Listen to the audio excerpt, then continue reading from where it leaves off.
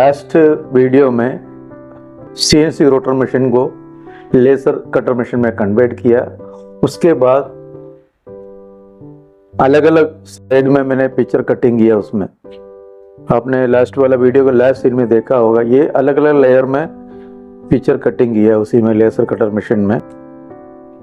अभी मैं क्या करने जा रहा हूँ, इस अलग अलग लेयर का कटिंग किया था उसको एक एक लेयर में एक एक स्लाइड में डिफरेंट कलर लगाएगा। डिफरेंट कलर लगा के इसको असेंबल करके इसका एक टीक वुड का एक फ्रेम बनाए, उसके अंदर इंस्टॉल करके RGB LED लगा के रिमोट से ऑपरेट करके दिखा देगा। अलग अलग कलर मीन्स मैंने कंप्यूटर में इसका हर लेयर में अलग अलग कलर करके चेक किया, उसी टाइप का कलर करना चाहिए। स्काई है, सबसे बैक साइड में स्काई का सीन है, इसमें लाइट ब्लू कलर आएगा। उसके बाद ये भी थोड़ा सा ब्लू में ब्लूइश आएगा।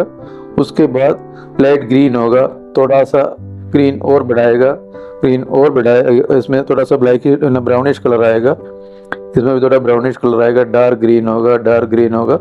अलग अलग एक एक लेयर में डिफरेंट कलर लगा के इसको असेंबल करेगा। सबसे पहले हम लोग को इसमें ब्लू कलर लगाना है। मैंने एक्रेलिक कलर मंगाया, डिफरेंट कलर का दिख रहा होगा।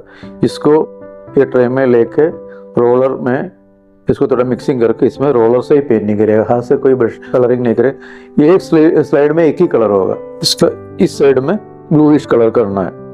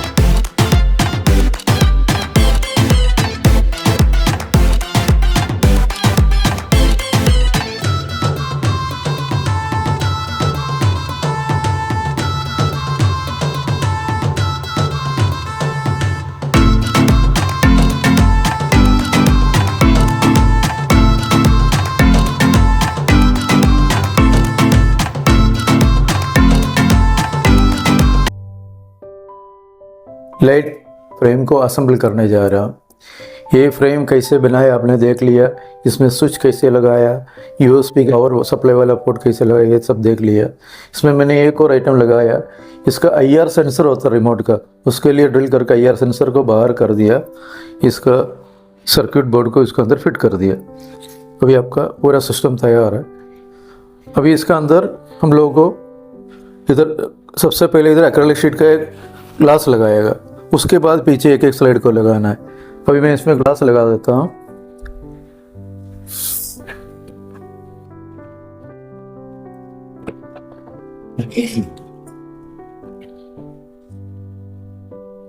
फ्रेम अभी तैयार हो गया ग्लास के साथ। इसका बैक साइड वाला कवर भी मैंने बना रखा है, MFD का छोटा वाला शीट है, उसको काट कर इसके अंदर टाइट हो जाएगा तो आपका पूरा फ्रेम कंप्लीट हो जाएगा। ये कटिंग किया हुआ फोटोस आपने देख लिया होगा। इसके बाद इसमें एक एक स्लाइड का अलग अलग कलर कर दिया।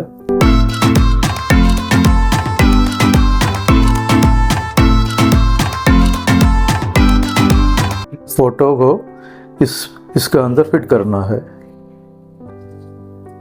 बट इसको आसिटिस नहीं लगा सकता है क्योंकि ये हर स्लाइड का बीच में गैप होना चाहिए, तभी इसका अंदर LED लाइट जाएगा, आपका सामने से एकदम 3D व्यू दिखाई पड़ेगा। ये गैप स्पेसिंग करने के लिए मैंने क्या किया, 3D प्रिंटर से स्पेसर बनाया, इक्वल गैप का स्पेसर बनाया।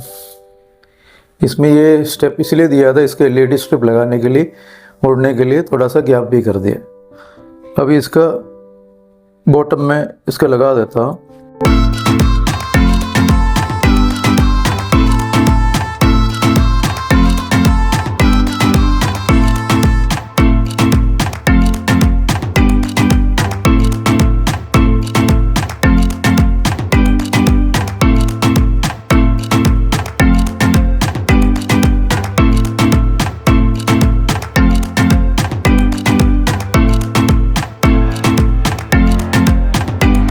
पूरा फोटो फ्रेम तैयार हो गया। सबका अंदर इक्वल गैप है, चारों जगह स्पेसर लगा दिया। अब हम लोग इसका अंदर